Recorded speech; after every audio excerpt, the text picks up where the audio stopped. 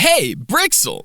The release of the summer roadmap, a big ol' mid-July patch, and the return of the Living World Season 1, Episode 3. Guild Wars 2 fans are eating good, so welcome to last week in Tyria. We got a lot to get through this week, so watch me break my obligatory intro speed record. Ding the thing if you haven't already, yada yada yada, joke about the like button, I got a Twitch, I got a Twitter, these are my Patreons, they're great and you should definitely be one, don't forget to comment, and let's get to it. Yes, speedrun. So, first things first, let's take a look at some of the highlights of the July 19th patch. Raise your hands if you're a lover of a good old PowerPoint presentation. Trick question, we're Guild Wars players, we love slideshows. So, as far as the early game is concerned, A-Net have committed to making everyone's favorite frame-killing content a little bit more interesting, as well as a little bit more representative of the game's modern mechanics. World bosses are some of my favorite content of the game, despite being absolute frame wreckers. So this change is clearly in aid of showcasing just how cool this content can be to newer players. 4 of these world bosses reside in low-level starting areas, and are the first large-scale encounters that new players experience as they venture into the world of Tyria. These bosses were first introduced nearly 10 years ago, and since then we've significantly raised the bar on our encounter design standards. It's important that these encounters leave a strong first impression for new players and continue to be enjoyable for veteran players. So we've given each a bit of love as we prepare for the future launch of Guild Wars 2 on Steam. This isn't the first time we've heard A-Net hyping up their Steam release, and it definitely won't be the last, which in my opinion is very telling. It shows they're clearly very serious about what is essentially a soft relaunch on Valve's platform. In the July 19 update, we'll be making some improvements to the Great Jungle Worm, Shadow Behemoth, Svanir Shaman Champion, and Fire Elemental World Boss events. Our goal is to bring them up to our current design standards by adding skill telegraphs and defiance bars, improving encounter mechanics, and rebalancing health pools to accommodate the power level of modern profession builds. The Jungle Worm, Shadow Behemoth, and Svanir Shaman Chieftain will also receive model and texture quality improvements, and 1 champion loot bag will be added to the completion rewards for each event. Frankly,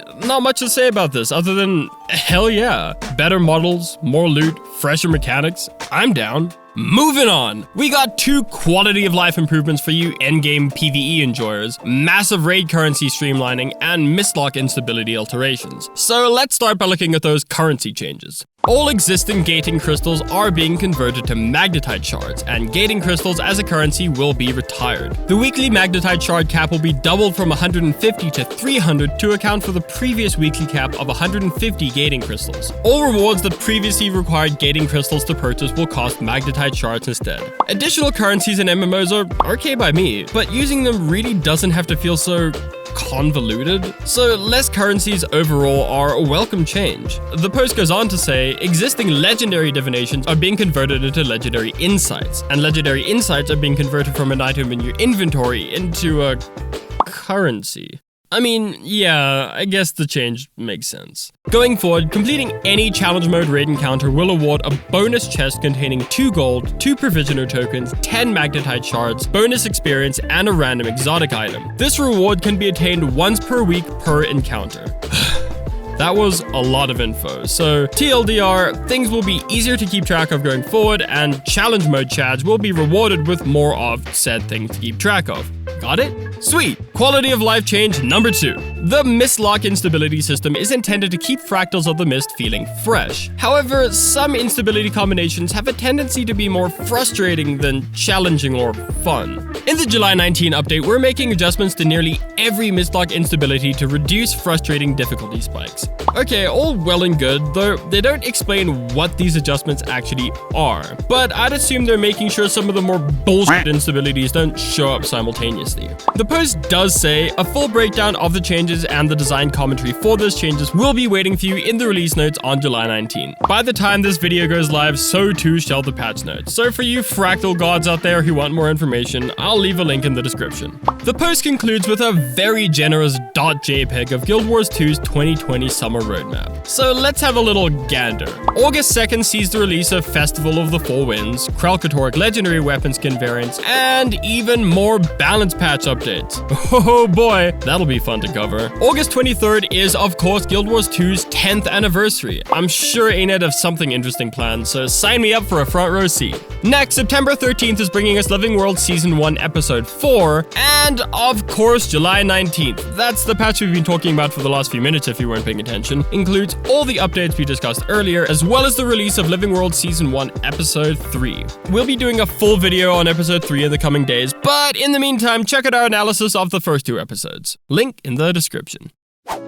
So, while many players will be experiencing the story again for the first time in almost 10 years, this will be even more players' first encounter with the infamous Scarlet Briar. ANET's little Episode 3 blurb states, Queen Jenna is preparing to wrap up her Gala Jubilee with a momentous speech to her loyal subjects and visitors. But the nefarious villain Scarlet Briar has other plans. Ooh.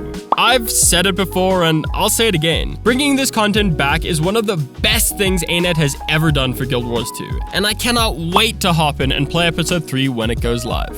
Whew! Okay, a lot of info crammed into a very small amount of time. Let's slow things down and wrap up this week's episode with a comment from Jim S., who responded to the terrible high contrast cursors we spoke about in last week's episode. As a free option, Blizzard has a mouse cursor plugin that has some very similar options to YOLO Mouse. I'm really trying hard to like the built-in option since ANET actually made an attempt at a good change for accessibility, but I'm very likely going to fall back to Blizzard. Yeah, if you guys would like a video going over Blizzard and YOLO Mouse, sound off in the comments. But in the meantime, if you don't like the high contrast cursors in-game and you want a free alternative to YOLO Mouse with even more features, take a look at Blizzard. Its mouse settings are 100% better than the high contrast cursors in-game.